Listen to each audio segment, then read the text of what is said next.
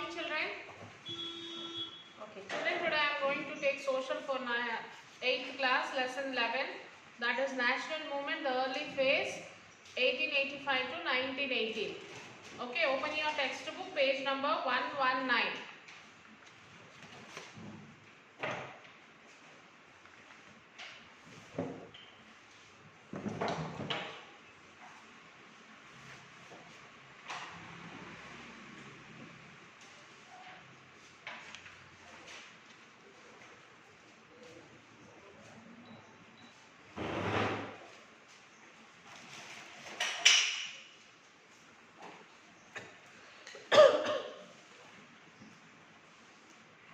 Yes, the national movement in India was an important epoch in the history of India as it helped to weld diverse people and sections of society into one nation.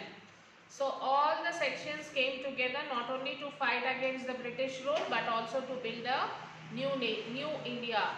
So all the sections like different caste, different religion, these all people have come together to fight against British, not only to fight against British but also to build a new country, new India. Okay, early associations. In class 7, you had read about the revolt of 1857 in which the soldiers, ordinary peasants, artisans and landlords and even princes joined the struggle against the British rule. So in class 7th we have already learned that not only the soldiers but also along with the soldiers, the peasants and the artisans, landlords, even the princes also joined in this struggle. So while the movement was opposed to the British, it did not have any new vision of the country. In fact, wanted to restore the rule of the old kings and queens in India and also old social order. So after English education was introduced during the late 19th century in some major cities like Calcutta, Madras and Bombay, a new consciousness began to develop. The intellectuals of the time opposed the inequalities and injustice of the old social system. They wanted to democrate political order and at the same time they wanted to point out the exploitation and injustice caused by the British rule and fight to the end of it. This was the beginning of the national movement in India. So in the beginning of this national movement of India, that all the people togetherly, they all formed together and they all are ready to fight with the British people. So the seeds of a new consciousness were sown in the second half of the 19th century. The educational Indians, after understanding the nature of the British rule and its impact on India, became more and more critical of the British policies in India. So they began to come together and discuss their issues and also formed association for this in the year 1866. So they all became together and they have formed an association in the year 1866. Dadabhai Naoroji organized the East India Association in London to discuss the Indian questions during 86 to 85. So Dadabhai Naoroji, he organized this association, that is East India Association. Who organized this East India Association, children?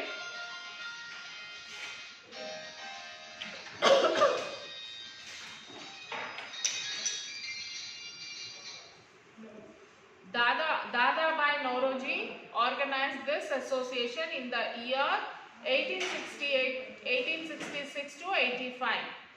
Why did they organize this association? To ask the questions of the Indians. During 1866 to 85, various leaders like Surendranath Banerjee, Justice M.G. Nande, Badruddin Tayabji, K.C. Talab and G. Subramaniam organized association. Along with Dadabhai Naoroji, these people also were included in that to form this association.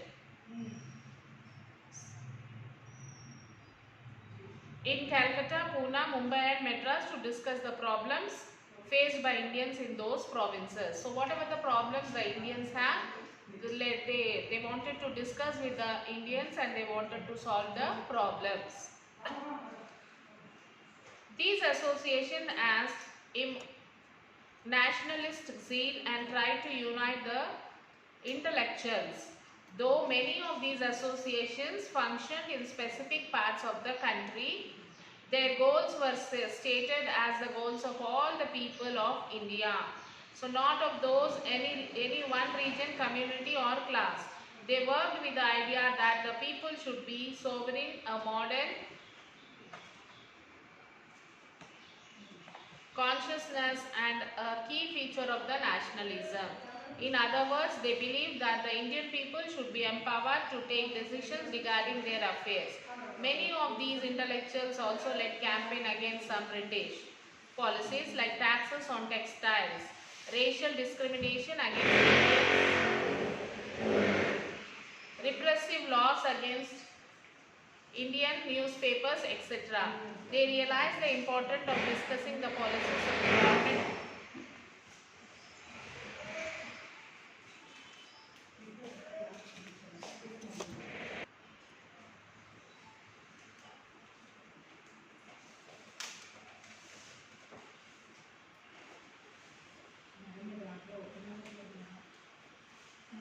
So British policies like taxes and textiles, racial discrimination against Indians, so repressive laws against Indian newspapers, etc. They realized the importance of discussing the policies of the government and organizing campaign to change them.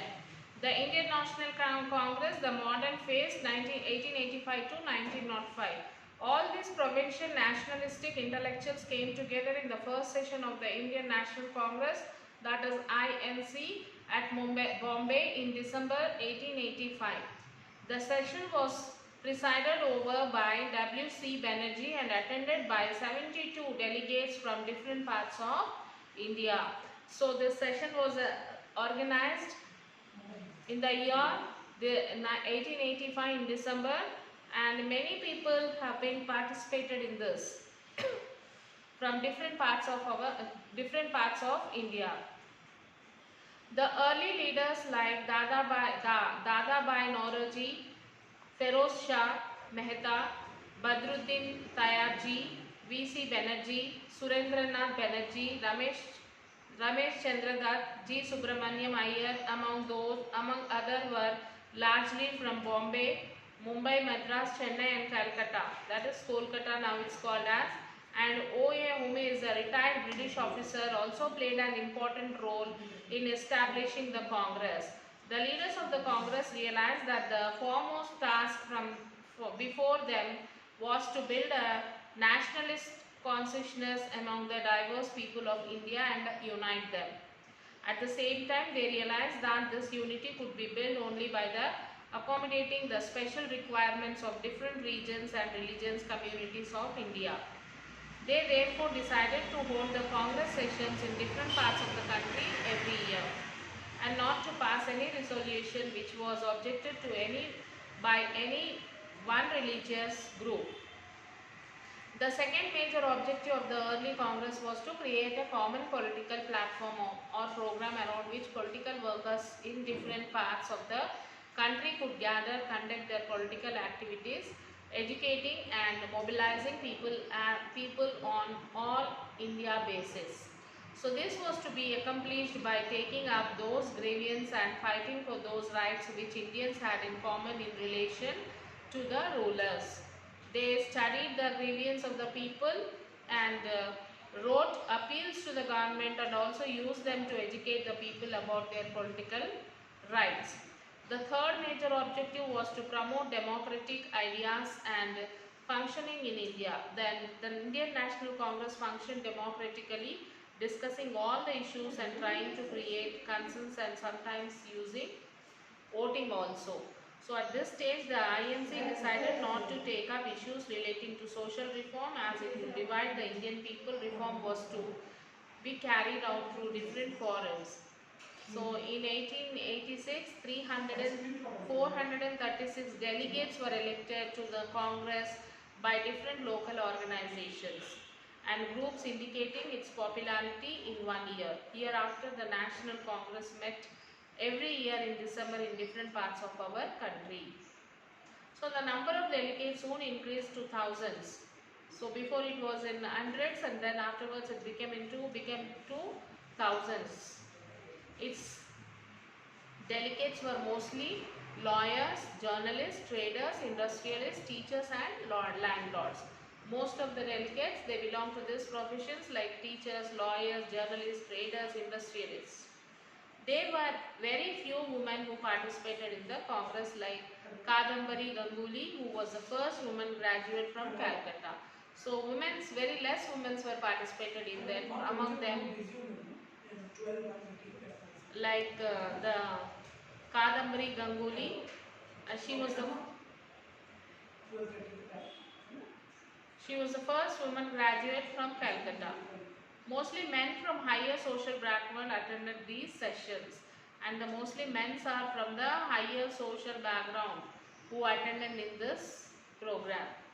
During the first 20 years, the Congress was led by the leaders who are known as moderate nationalists. So moderate urged the government to introduce a number of reforms. They demanded a greater voice for Indians in the government and in administrations. So they wanted to Imperial Legislative Council to be made more representative, given more power, and introduced in province where none existed. They demanded that Indians be placed in high positions in the government. For this purpose, it called for civil service examinations to be held in India as well, not just in London. So the demand for Indianization of the administration was part of a movement against racism, since most important jobs at the time were monopolized by the white Europeans. Leaders like Nauroji, R.C. Dutt and Ranade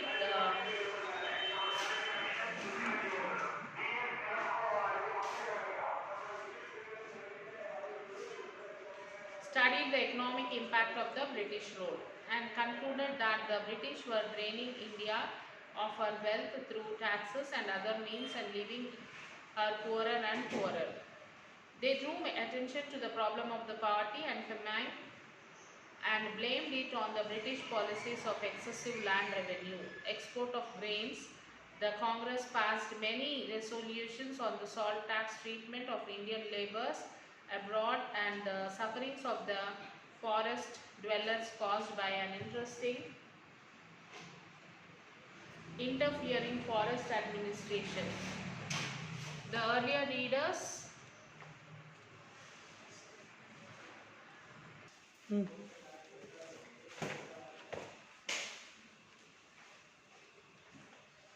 So leaders like Nauroji, R.C. Dutt and Ranade studied the economic impact of the British rule and concluded that the British were draining India of her wealth through taxes and other means and leaving her poorer and poorer. The Congress passed many resolutions on the salt tax, treatment of Indian labourers abroad, and the sufferings of forest dwellers caused by an interfering forest administration. The earlier readers were convinced of the need for national industrial development to end poverty in India. However, the British rule was standing in the way of development, as they were not only draining India of its wealth to England but also enabling selling of British goods at a cheaper rate in India and restarting Indian crafts and industries. The modern leaders reached out the people in different parts of the country by holding lectures, meetings and tours. They believed that the British were continued to freedom and justice and would accept the demands when expressed properly. They carried on their agitation through newspapers, public lectures. They passed resolutions and led the deputations to submit petitions to the government. In short, it may be said that they adopted a policy of prayer, petitions and protest. Often they were not able to persuade the government to change, but in the process formulated Indian opinion to important issues. This was very important for the future growth of the Indian national movement. With the start of the Swadeshi movement around 1903, the Indians' national movement took a major leap forward. Women students and a large sections of an urban and rural population of Bengal and other parts of India became actively involved in politics for the first time. When major trigger for the movement was the proposal of the partition of Bengal into East and West Bengal in 1903 by Cruzan. The nationalists immediately saw this as a political act by the government to divide the Bengal people and also weaken the national movement. Even the ordinary people of Bengal were encouraged by this act and took the streets to protest against it. There were massive protest petitions and campaigns, but they were not headed to the government party patronized Bengal in 1905. So several protest meetings were held and together they decided to boycott English. There was a tremendous mass response to this call. Boycott and public burning of foreign clothes, picketing of shops, selling foreign goods become common in remote corners of Bengal as well as in many important towns and cities throughout the country. Women refused to wear foreign bangles and use foreign utensils. Washermen refused to wash foreign clothes and even priests declined offerings which contained foreign sugar. So this spontaneous unity of diverse social groups was the basic of Indian nationalism. The early nationalists were successful in germinating this nationalism. So there was also a call for boycott of all the government institutions like schools, colleges, courts, etc. People set up Swadeshi schools and colleges and parallel courts in which they settled their mutual disputes. The idea was to refuse to cooperate with the government and in this way undermine its position. The Swadeshi movement gave tremendous inputs to Indian industry. In fact, beginning were made in the manufacturing of Swadesh salt, sugar, matches and other projects on the large scale.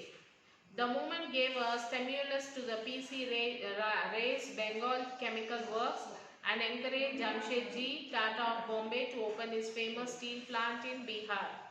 The movement also created tremendous demand for indigenous goods. The textile industry of India in particular received a great inputs from the Swadeshi movement.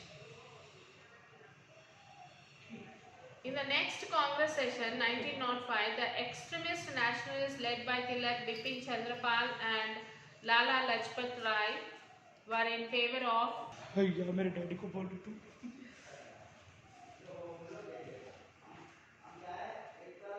So Tilak, Bipin Chandrapal and Lala Lajpat Rai were in favor of extending the movement to the rest of India and to demand for full-fledged freedom on Swaraj. Bal Gangadhar Tilak gave the famous slogan, Swaraj is my birth and I shall have it. So who gave this slogan? Bal Gangadhar Tilak. They wanted to move away from the earlier strategy of submitting petitions to government to the new strategy of mobilizing the masses against the British rule and forcing the British to give up and go. They called the early strategy as mendicancy or begging of alms. The old leaders called moderate nationalists wanted to continue on a more gradual pace of movement and felt that the masses were not ready for a full-scale movement for freedom and self-rule. The difference between the two sections of leaders grew and eventually led to a split of Congress into two in Surat session of 1907. The extremist leaders like Tilak were forced to leave the Congress. Soon the government came down heavily upon the extremists and the activities of the Swaraj movement. Most of the leaders like Tilak were imprisoned and exiled. Gradually the movement pattered out. Many young Swarajists felt let down by these developments and thus targeted the unpopular British officials. They hoped to restrain the repression and oppression unlatched by the British in this way.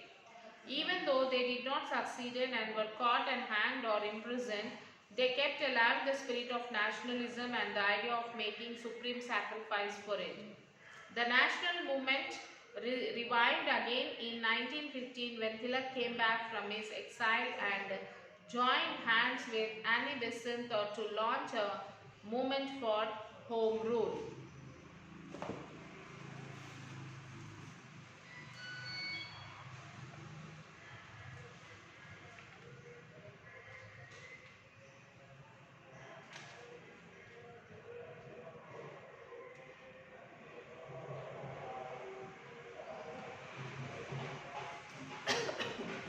So national movement early phases, like one side it is moderate, so that is V.C. Banerjee, Dadabhai Naoroji and Surendranath Banerjee.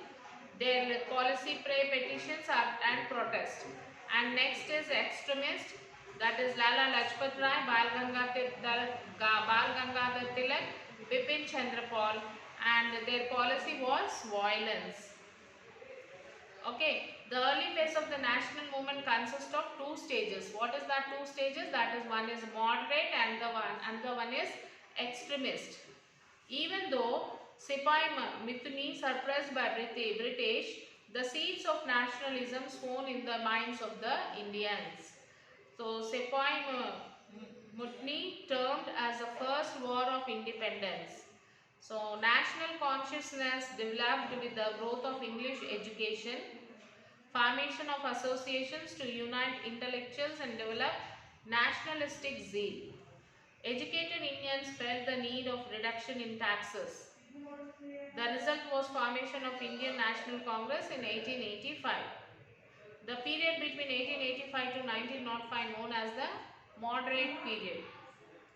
Moderates demanded to give equal share to Indians in administration. They followed a method petition and protest. This method was new, so they were called moderates. So now it's the time for you all to read the lesson, children. So read the lesson till where I explain, and you will have to write the question answer for first and second one. Write the answers in your classwork. As soon as finish your classwork, take the photo and send it to the school mail ID. So we will meet you in the next class. Till then, take care, children. Bye.